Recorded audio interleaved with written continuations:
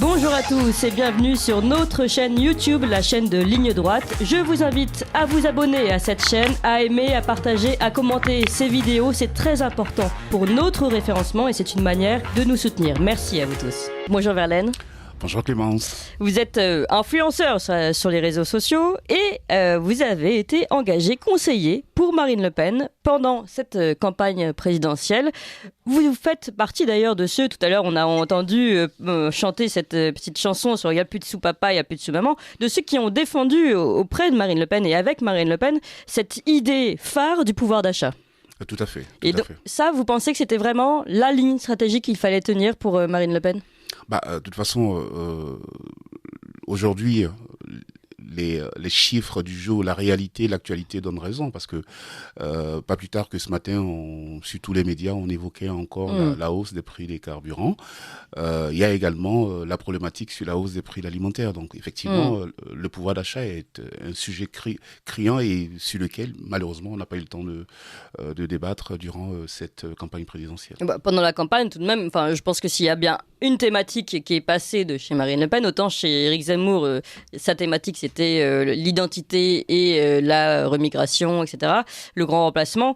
Chez Marine Le Pen, la thématique, est-ce que c'est bien ou est-ce que c'est mal, qui a été vraiment entendue, c'est celle du pouvoir d'achat. Le fait est que dans une campagne présidentielle, là où les enjeux se font, là où tout se cristallise, c'est durant les 15 derniers jours. Donc en l'occurrence, les 15 derniers jours de campagne n'ont pas permis à Marine de pouvoir développer installer cette thématique, puisque le bashing des uns et des autres faisant, on n'a pas pu entendre ce qu'elle proposait sur le pouvoir d'achat. On a beaucoup ergoté sur le retour de l'extrême droite avec tous ces délires qui se sont installés. Donc, effectivement, au cours des deux dernières semaines, on n'a pas pu en parler, malheureusement. Oui, mais d'ailleurs, vous n'avez pas remarqué que l'extrême droite, toutes les attaques sont tombées pile après le premier tour, mais qu'avant, finalement, Éric Zemmour vous servait tranquillement d'épouvantail. Alors, je ne suis pas là pour défendre ou pour parler d'Éric Zemmour, mais je persiste à dire de toute façon que cette campagne, en ce qui concerne Marine Le Pen, a été très très bien menée, très bien menée. Nous avons fait ce que nous devons faire dans notre couloir. Bien évidemment, la thématique du pouvoir d'achat, elle est réelle. Elle va chaque Français va en être conscient les jours à venir. L'inflation, la guerre. Les jours à venir. Donc ça, sur ce point-là, on ne peut pas nous dire qu'on n'a pas fait le boulot. Bien sûr, bien sûr. Nicolas Vidal. Oui, bonjour Verlaine. C'est vrai que c'est une question centrale, ça. Le pouvoir d'achat, effectivement, il faut le dire, Marine Le Pen, elle a beaucoup travaillé là-dessus, beaucoup réagi là-dessus, même si j'ai beaucoup de réserves sur la campagne. Mais concrètement, ce que j'ai envie de vous poser comme question, est-ce que vous n'avez pas fait face aussi, Verlaine, notamment Marine Le Pen, à une certaine apathie de millions de Français qui, vous l'avez dit aujourd'hui, ne sont pas allés voter ou ont voté Emmanuel Macron, ou se sont dispersés, parce que c'est vrai que notamment Statista nous fait les zooms sur la hausse des prix alimentaires. C'est absolument effrayant. Vous avez vous-même publié ce matin sur votre compte Twitter la hausse des prix du carburant. Et d'ailleurs, Emmanuel Macron s'est bien arrangé l'Union européenne pour attendre l'élection pour aller sur les embargos. Donc finalement, est-ce que c'est une question que je pose à vous, conseiller politique, à un moment donné, est-ce que il n'y a pas une forme d'apathie aussi de millions de gens qui vont prendre vraiment un coup de casserole pour le coup vide, un coup de casserole vide maintenant, là, quand ils vont vraiment se rendre compte que ça va vraiment faire claquer des molaires, la hausse des prix alimentaires. Alors, merci Nicolas, bonjour Nicolas et merci pour la question. En fait, là est toute la problématique dans cette situation que nous vivons aujourd'hui. Dimanche, on a eu des gens qui ont marché, on a eu des manifestants qui se sont plaints de certaines choses qui ont été dénoncées par Marine Le Pen durant la campagne, surtout durant les 15 derniers jours de la campagne. Ce sont des personnes qui avaient l'opportunité de pouvoir s'exprimer 15 jours une semaine auparavant, durant les élections. En fait, la question n'est même pas de parler d'apathie. La question est de parler de gestion, plutôt de mode de gestion de l'élection présidentielle par le système. Parce qu'en fait, quand dans une campagne présidentielle, mon cher Nicolas, on se retrouve en finale avec quelqu'un et qu'en face, tous les corps constitués, syndicats, artistes, sportifs, tout ce qu'il y a comme parti politique décide de se mobiliser contre vous, très franchement, je ne peux pas accuser les Français qui ont fait ce qu'ils devaient faire. Mais on ne peut pas forcer les gens à aller voter, on ne peut pas forcer les gens à éviter d'aller à la pêche. Nous, on a fait le boulot qu'on devait faire, on a transmis les messages qu'on devait transmettre. Mais malheureusement, le système était ligué contre nous. On ne pouvait pas gagner ce combat face à ce système-là. Donc, d'après vous, c'est de la faute du système, finalement. Vous avez fait le boulot, pour le dire un petit peu vulgairement. Bon, le système s'est acharné contre vous. Est-ce que vous ne considérez pas que ce système aussi vous a fait monter en puissance, puisque on peut considérer qu'Emmanuel Macron apprécie le fait de se retrouver en face de Marine Le Pen, puisque il sait que c'est peut-être la seule façon pour lui de remporter, parce qu'il sait que justement que tout, comme vous le dites, tous ces corps, les sportifs, les syndicats, etc., que tout le monde va se réunir pour faire pour une fois le fameux Front républicain. Donc est-ce que vous êtes, il y a le côté utile et les avantages et désavantages de ce système pour vous? Alors, déjà, il faut pas... Enfin, personnellement, je suis pas en train d'accuser qui que ce soit. Je fais juste un constat. Cette constatation, elle est réelle. Il y a des personnes qui ont décidé d'éviter de parler des préoccupations des Français, notamment le pouvoir d'achat, durant cette campagne, surtout durant ces 15 derniers jours de campagne, et qui ont fait le choix de brandir l'extrême droitisation, le retour du fascisme. Ces personnes-là savent très bien que le fascisme ne pourra jamais s'installer. Déjà, le fascisme n'est pas au RN, on en débattra tout à l'heure si vous le voulez bien. Le RN n'est pas un parti fasciste ni raciste. Donc ces personnes ont fait le choix de brandir une peur qui n'a aucune raison d'être. Alors, vous avez peut-être raison, Clémence, quand vous dites que est-ce que Macron n'avait pas envie d'être face à Marine Le Pen pour pouvoir jouer sur ça. Vous avez certainement raison. Le constat est là. Il a profité de cette situation pour pouvoir nous vendre l'extrême droitisation de la France au lieu de parler de son bilan et de défendre son projet, ce qu'il n'a pas fait. Donc vous avez certainement raison. Alors ça sera à nous de travailler. Je le dis, quand je dis nous, je ne parle pas forcément de Marine Le Pen, mais de tout le camp patriote, de toute la droite de façon générale, de travailler sur les éléments de langage et les actions à mettre en place pour les élections à venir. Parce qu'en fait, on ne peut pas comme ça se retrouver dans une non-campagne parce qu'il n'y a pas eu de campagne. On a eu que les gens de droite qui ont fait campagne, Zemmour, Le Pen, Pécresse qui ont fait campagne face aux gens de gauche. Macron s'est planqué pendant toute la campagne. Il est sorti les 15 derniers jours pour il préparait la guerre en Ukraine. Pour nous brandir. Il est sorti les 15 derniers jours pour nous brandir le retour de l'extrême droite et il a profité de la vague pour être élu. Je dirais pas qu'il est mal élu, qu'il est illégitime, mais il est juste bon tacticien. Mais ça ne marchera pas tous les jours. Parce que un jour viendra où les Français comprendront que ces gens d'arnaque, c'est une fois, ça passe pas toutes les fois. Nicolas Vidal. Oui, alors effectivement, j'ai une question là-dessus. C'est une question qu'on s'est beaucoup posée, Verlaine. Il y avait aussi un boulevard pour Marine Le Pen, parce que rappelez-vous du débat d'entre-deux tours, Emmanuel Macron l'a attaqué assez rapidement, rappelez-vous, sur le prêt à la banque russe. Il a même laissé entendre qu'il y avait quelque chose qui tenait du parti de l'étranger. Finalement, il aurait été quand même extrêmement redoutable pour Marine Le Pen de revenir sur l'affaire McKinsey en disant qu'il y avait aussi manifestement une ingérence américaine d'Emmanuel Macron et qu'il était mal placé, ce cher ami, pour venir faire la leçon à Marine Le Pen sur un prêt à une banque russe, alors que lui-même avait fait bosser gratuitement McKinsey et ensuite les avait arrosés massivement de millions d'argent public. Est-ce que là, finalement, il n'y avait pas non plus un boulevard? Parce que ça pouvait vraiment déstabiliser Emmanuel Macron. Et quand même, il y avait une ingérence étrangère avec ses cabinets conseils américains. Non? Alors, sur le choix stratégique du débat, il faut savoir que nous avons fait le choix d'éviter l'outrance. En fait, on n'était pas le bon challenger.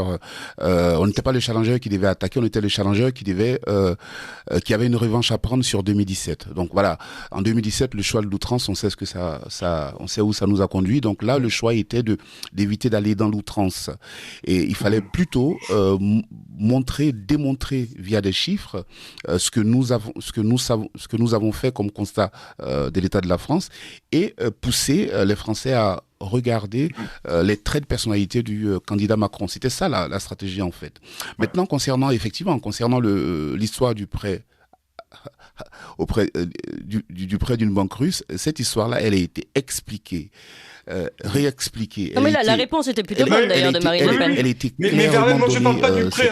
Cette histoire je me permets, par tous les médias, mais malheureusement, à partir de l'instant où le système choisit de vous coller un sparadrap comme celui du capitaine Haddock, vous ne pourrez pas vous en défaire aussi facilement. Ils ont choisi de nous attaquer sur cette histoire qui est pourtant simple et que tout le monde, enfin, à partir de l'instant où on va Non, mais c'était très bien. Il vous a posé la question, enfin, Marine Le Pen, et finalement, elle a très bien expliqué et très bien répondu. Mais c'est vrai que, comme dit Nicolas Vidal, et ça revient aussi à ce que vous disiez tout à l'heure, vous dites on n'a pas pu s'exprimer. Mais vous aviez un débat pour vous exprimer. Marine Le Pen avait un débat.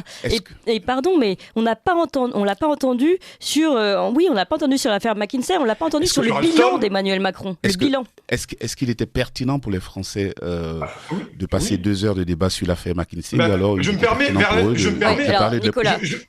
je me permets, c'était extrêmement important parce que pour le coup, pour la droite nationale, reprocher à un président à juste titre finalement de faire appel à des cabinets américains, d'avoir bradé Alstom, il est même et là je l'entends moi le discours chez le RN bien entendu sur l'outrance, ne pas aller dans l'outrance comme ça avait été le cas en 2017, mais là il était question à un moment donné de remettre en cause la fiabilité de ce président et finalement de son patriotisme en vendant les fleurons de notre industrie française et notamment en faisant appel à des cabinets américains et une ingérence. Donc je pensais que c'était vraiment un thème central qui aurait pu profondément déstabiliser Emmanuel Macron dans un système. Et c'était pas de l'outrance pour moi, hein. C'était vraiment quelque chose qui me semblait extrêmement légitime et que Emmanuel Macron, je finis, devait à un moment donné s'expliquer devant les 17 millions de Français qui ont regardé le débat sur cet scandale d'État qui est pour moi un scandale d'État. Alors, cher Nicolas, il ne vous aura pas échappé que quelque temps avant ce débat, la justice s'est saisie de l'affaire McKinsey. Sachant que dans notre pays, à partir de l'instant où la justice s'est saisie d'une affaire... Mais elle s'est saisie, de l'affaire Rothschild, hein. Non, j'arrive. À partir de l'instant où la justice s'est saisie d'une affaire, je ne vois pas pourquoi Marine va venir perdre du temps à débattre sur une affaire qui est aux mains de la justice, d'autant plus que, au terme des procédures, enfin des enquêtes, on peut avoir une éventuelle non-inculpation ou alors éventuelle inculpation.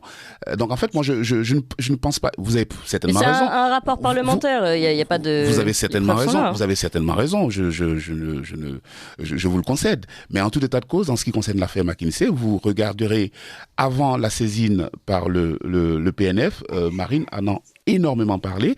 C'est vrai que si ça n'a pas été énormément repris durant le débat, je vous le concède, mais c'était pas le sens, c'était pas l'objectif du débat en lui-même. Alors, Nicolas Vidal, si vous êtes d'accord, on va élargir. Je voudrais juste donner une précision, puisque on vous parlait du système. Le système ne voulait pas, mais justement, ce système ne voulait pas qu'on entende parler de cette affaire McKinsey qui est gravissime. Ça n'a absolument pas imprimé dans les médias. Et moi, quand je vais, j'étais dans un petit village du centre de la France. Je parlais avec des personnes qui me disaient, mais je ne sais pas ce que c'est. Qui est McKinsey ? Enfin, ils pensaient que c'était une personne quand je leur parlais de cette affaire. Donc, c'est pour vous dire, et c'est dommage en effet que Marine Le Pen n'ait pas pris ce sujet à bras-le-corps. Voilà, je pense qu'on a on a fait le tour de ce sujet avec Nicolas Vidal. L'autre question, je pense, qui va aussi intéresser Nicolas pour vous, Verlaine, c'est la question maintenant de la réussite du bloc souverainiste ou du bloc de droite, du bloc populaire. On est aujourd'hui dans une stratégie de législative. On voit bien que pour le moment, le RN ferme la porte, et vous allez nous expliquer pourquoi aussi, ferme la porte à Reconquête. D'ailleurs, écoutez Éric Zemmour qui dit que Marine Le Pen veut la mort de Reconquête. Non, mais c'est pour vous dire que dans une campagne électorale, on s'envoie des choses à la figure qui ne sont pas toujours agréables. C'est le rôle du vainqueur d'ouvrir les bras. Bien sûr. Mais je vais vous dire... Mais ce soir-là, vous l'avez humilié. Mais pas du tout. En disant que c'était la 8e fois qu'un Le Pen perdait la présidentielle, même si c'est vrai factuellement. Comment voulez-vous après que il y ait Embrassons-nous Folleville ? Maurice Toussaint, c'est un prétexte. Le Rassemblement national veut la mort de Reconquête. Verlaine, le problème, c'est que concrètement, si le RN ne s'allie pas avec Génération Z, avec Reconquête et avec d'autres partis de droite, eh bien finalement, c'est encore la droite qui ne sera pas représentée au Parlement. Alors, cette histoire d'union, là, c'est pire que de la poudre de perlimpinpin parce que Marine Le Pen, lorsqu'elle s'est lancée, avant qu'Éric Zemmour ne se lance dans la campagne, Marine Le Pen a approché à plusieurs reprises Éric Zemmour. La première fois, enfin, ça a été pour les européennes, Éric Zemmour a fermé la porte. La seconde fois, ça a été de lui dire, Marine Le Pen a proposé à Éric Zemmour de ne pas aller à la présidentielle de telle sorte qu'il puisse travailler dans un cadre d'union nationale. Éric Zemmour n'a jamais accepté les propositions de Marine Le Pen. Il est trop facile pour lui aujourd'hui de venir donner des leçons à celle qui a été la première à dire travaillons ensemble. C'est trop facile. Il a cru qu'il allait gagner. Il a cru qu'il allait être au second tour. Il n'a pas gagné son pari. Il a raté son pari. Et maintenant, pour lui, il a bon dos de dire qu'il demande l'union. Et puis quoi encore? C'est trop facile. Bah, les autres partis le font bien. Regardez la gauche, ils ont tous été opposants pendant les tours de la présidentielle et aujourd'hui ils arrivent. Alors de grâce, ne comparez pas les actions de la gauche à celles du RN. La gauche a fait des conneries, LR a suivi les conneries de la gauche, notamment avec des primaires. Oui. On sait comment ça finit. Donc ne comparez pas le RN aux actions de la gauche. Sauf qu'au final, le Parlement, on va voir qui sera en majorité au Parlement. En tout état de cause, moi je ne connais pas les objectifs du RN, mais je sais que si le RN aujourd'hui sort de ces élections avec un groupe parlementaire, ce sera déjà une victoire. Ce sera déjà une victoire. D'accord. Nicolas Vidal.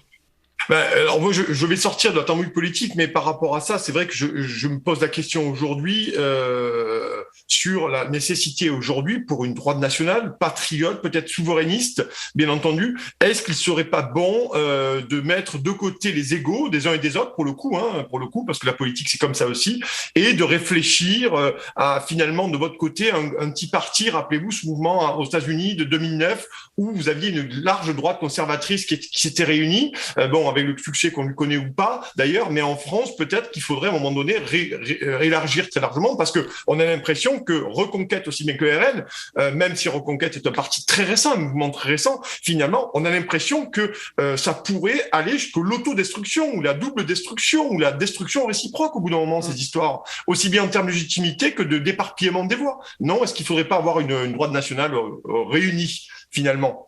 Alors, à titre personnel, j'ai jamais été d'ailleurs, même quand j'étais adhérent et élu LR, j'ai jamais été pour ce concept d'union des droites. Moi, j'y ai jamais cru.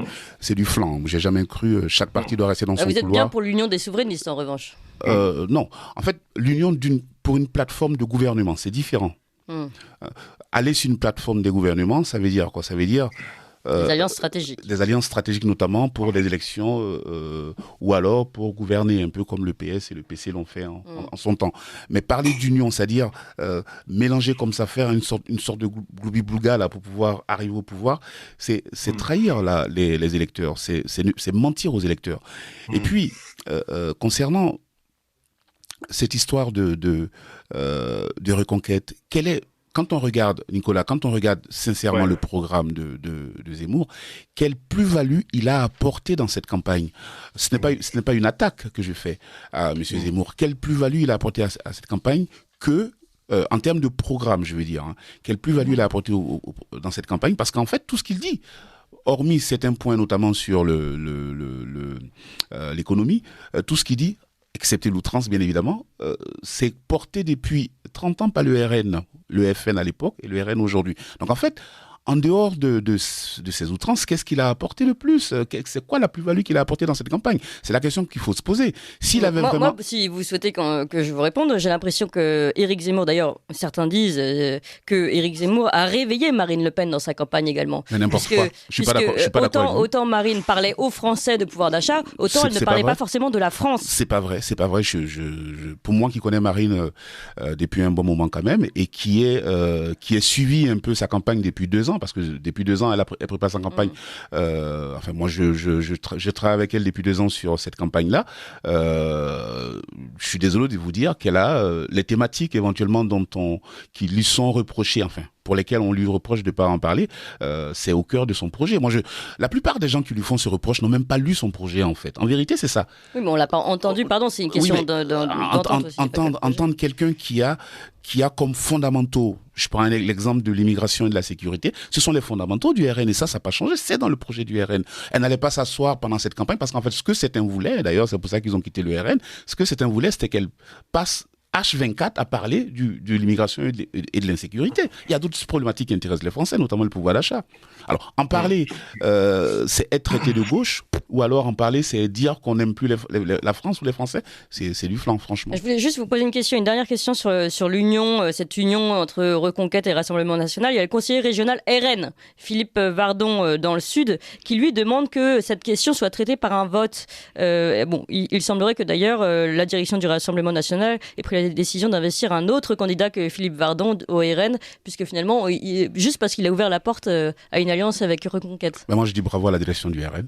Ah oui. Je dis bravo à la direction du RN. Il y a une ligne. Il dit à chaque niveau local, il faut peut-être. Non, il y a une ligne nationale. Il faut s'en tenir à la ligne nationale. C'est pas la peine d'aller faire des petits arrangements localement. Non, il y a une ligne nationale qui est décidée par leur parti. C'est vraiment un parti jacobin alors. Mais non, c'est pas une question de jacobinisme. Il faut respecter les électeurs. Il y a des gens qui ont craché sur le parti et qui sont partis, qui en sont partis. Mais lui, il n'a pas craché. Il a juste demandé que ce soit tranché par. Bah oui, mais ceux avec qui il veut faire l'union en question. Des gens du Sud qui ont craché sur le parti. Je vais pas vous parler de Ravier, de Baudinet et autres, qui ont craché sur le parti, qui ont même eu des mots très durs contre Marine Le Pen. Et ceux-là, vous voulez que, voilà, comme ça, parce qu'on a juste pas envie que Mélenchon soit là, on va s'unir, oublier toutes ces phrases fortes et totalement indécentes qui ont été sorties. Non, c'est trop facile. Nicolas Vidal. Alors, une dernière question là-dessus. On parlait pouvoir d'achat et c'est un sujet extrêmement important, mais Verlaine, est-ce qu'il ne faudrait pas qu'à un moment donné aussi Marine Le Pen, dans les prochaines semaines, les prochains mois, soit beaucoup plus claire sur l'appartenance de la France à l'Union européenne, sur les délocalisations, sur le dumping social, sur la directive des travailleurs détachés? Parce que moi j'ai eu l'impression qu'avec l'éditorialiste politique, que Marine Le Pen avait beaucoup reculé sur ces questions qui me semblent fondamentales pour le pouvoir d'achat et pour l'identité de la France aussi. Est-ce que ça aussi, ça n'a pas été un travers? Mais non, mon cher Nicolas, non, Marine Le Pen n'a pas reculer sur ces sujets-là. Je suis désolé de passer pour son avocat ce matin, mais oui, son conseiller, donc c'est presque la même chose. Elle n'a pas reculé sur ces sujets-là. Elle est ferme sur ces sujets-là. Après l'émission, je vous transmettrai un lien sur ces propositions. Vous allez voir que dans les 22 mesures de son projet pour l'élection présidentielle, les questions dont vous parlez, notamment concernant l'Europe, sont au centre. D'ailleurs, ce sont les députés européens. Moi, je vous ramène à une décision qui a été prise au lendemain de l'élection présidentielle par l'Union européenne, qui a été révélée d'ailleurs par Philippe Ollivier, qui est député européen, une décision qui est en lien avec le pacte de Marrakech. Et seul le RN avait dénoncé ça à l'époque. Et aujourd'hui, on peut pas dire au RN qu'il se cache alors qu'il est le seul à dénoncer ce type de décision. Oui, mais pour ça, Éric Zemmour le fait aussi beaucoup. Éric Zemmour, il était pour la politique de la chaise vide. Donc j'ai quand même eu l'impression, moi, en suivant les deux campagnes, que Éric Zemmour était beaucoup plus clair là-dessus que Marine Le Pen, qui, sur la CEDH, sur toutes ces séries de questions, quand même, essayait de minauder un peu, me semble-t-il. Mais peut-être que je l'ai mal vu ou je l'ai mal entendu. Alors, il est certain qu'à partir de l'instant où on a le langage de l'outrance, on se fait mieux entendre que lorsqu'on parle clairement et simplement. Voilà, moi je dis en tout état de cause, cher ami, que les députés, les élus du RN sont ceux qui, au Parlement européen, font le job sur ces actions-là. Alors, vous eussiez peut-être préféré qu'il utilise des mots aussi durs que ceux de Zemmour. Mais depuis tout à l'heure, vous parlez des mots durs, mais c'est pas Nicolas Bay qui a dit que c'était la stratégie de la limace, que c'était une campagne poisseuse. Enfin, c'est pas non plus gentillet. Bon, Nicolas Bay, il n'est pas RN. Oui, non mais d'accord, mais non, je veux dire les mots entre vous qui ont été échangés. En fait, moi, j'ai pas une seule fois entendu Marine Le Pen ou Philippe Ollivier ou encore Jordan Bardella sorti des mots outranciers à l'endroit de Zemmour ou de qui que ce soit. Je pense qu'ils sont plus, sans vouloir forcément les défendre, mais en étant factuels, ils n'ont jamais utilisé des mots aussi durs contre eux. Allez, merci beaucoup Verlaine, influenceur et surtout conseiller de Marine Le Pen pour cette campagne présidentielle. Merci à vous Nicolas Vidal. En indépendance totale. Rendez-vous sur soutenir.radiocourtoisie.fr. Merci d'avance.